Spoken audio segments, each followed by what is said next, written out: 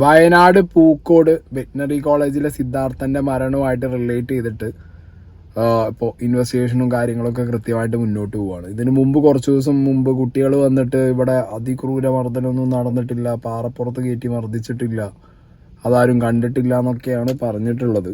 Okay, പക്ഷെ ഇന്ന് തെളിവെടുപ്പിന് police ഇതിലെ പ്രതികളെ കൊണ്ടുപോയ ടൈമിൽ സിദ്ധാർത്ഥനെ മർദ്ദിക്കാൻ വേണ്ടി ഉപയോഗിച്ച ഗ്ലൂ ഗണ്ണിന്റെ ഗണ്ണും പിന്നെ അതിൻ്റെ ആ ഒരു ഗ്ലൂവിൻ്റെ വയറും സാധനങ്ങളൊക്കെ അവർ തന്നെ എടുത്തു കൊടുക്കുന്നതായിട്ട് കണ്ടിട്ടുണ്ടായിരുന്നു. ഞാൻ പാറപ്പുറത്ത് നിന്ന് രക്തത്തിൻ്റെ സാമ്പിൾസ് കിട്ടി എന്നും കണ്ടു.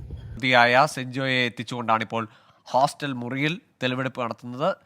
സിദ്ധാർത്ഥനെ മർദ്ദിച്ച ശേഷം അവിടെ പാർപ്പിച്ച നിരീക്ഷണത്തിൽ വെച്ചിരുന്ന മുറി SFI നേതാക്കളുടെ താമസിക്കുന്ന മുറിയിലാണ് ഇപ്പോൾ തെളിവെടുപ്പ് നടത്തുന്നത്. അവിടെ വെച്ച് വയർ കണ്ടെത്തുന്നു. മർദ്ദനത്തെ ഉപയോഗിച്ച വയർ കണ്ടെത്തിയിട്ടുണ്ട്. ഈ ഇവിടെ ഉണ്ടായിട്ടുള്ള സംഭവത്തിൽ ഏറ്റവും പ്രധാനപ്പെട്ട ഒരു മുറി ആണ് ഈ നമ്പർ 21. നമ്പർ 21 എന്ന് പറയുന്നത് SFIയുടെ യൂണിറ്റ് സെക്രട്ടറി കൂടി താമസിക്കുന്ന മുറിയാണ്. യൂണിറ്റ് സെക്രട്ടറി കേസിൽ പ്രതി കൂടിയാണ്.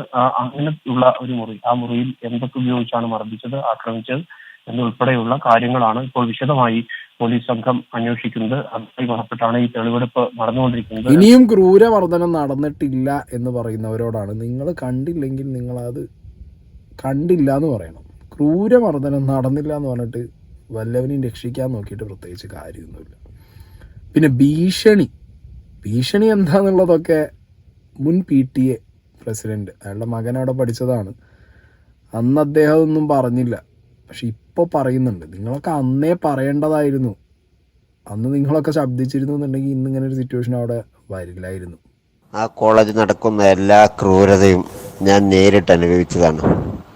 എൻ്റെ മകൻ പോലും SFIയിൽ മെമ്പർഷിപ്പ് എടുത്തിട്ടില്ലെങ്കിൽ റാഗ് ചെയ്യുമെന്ന് പറഞ്ഞ് അവസാനം മെമ്പർഷിപ്പ് എടുക്കേണ്ടി വന്നു. എൻ്റെ മകനെ കൊണ്ട് കോളേജിൻ്റെ ഹോസ്റ്റലിലെ റൂമിൻ്റെ അകത്ത് ചെഗുവേരയുടെ ഫോട്ടോ വരയ്ക്കുകയും രക്തം കൊണ്ട് SFIയുടെ സിന്ദാബാദ് എഴുതി വയ്ക്കുകയും ചെയ്തിട്ടുണ്ട്. അന്നൊക്കെ പ്രതികരിച്ചാൽ എൻ്റെ മകൻ്റെ വിദ്യാഭ്യാസം താറുമാറാകുമെന്ന് മനസ്സിലാക്കിയതോടെ മിണ്ടാതിരിക്കുകയാണ് ചെയ്തത്.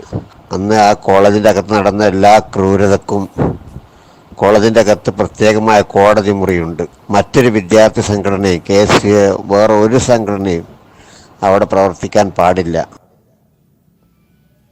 ഇപ്പം കേട്ടല്ലോ, ഇതൊക്കെയാണ് ഇവിടെ കോളേജ് ഹോസ്റ്റലുകളിൽ SFI ഒക്കെ നടത്തിക്കൊണ്ടിരിക്കുന്നത്. ഓക്കെ, എന്നാലും അന്വേഷണം മുന്നോട്ട് പോട്ടെ. പാർട്ടി SFI ഇൻവോൾവ്മെൻറ്റ് അത് ഇത് നറേറ്റീവ് എല്ലാം തെളിയാണെങ്കിൽ തെളിയും. പക്ഷേ ഏകദേശം ആളുകൾക്കൊക്കെ കാര്യം മനസ്സിലായി തുടങ്ങിയിട്ടുണ്ട് പുറത്ത്.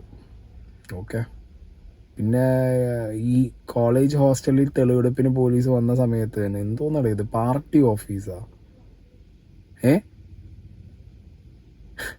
MH ഒക്കെ പാർട്ടി ഓഫീസാക്കിയോ ഇപ്പോൾ? കൊള്ളാം.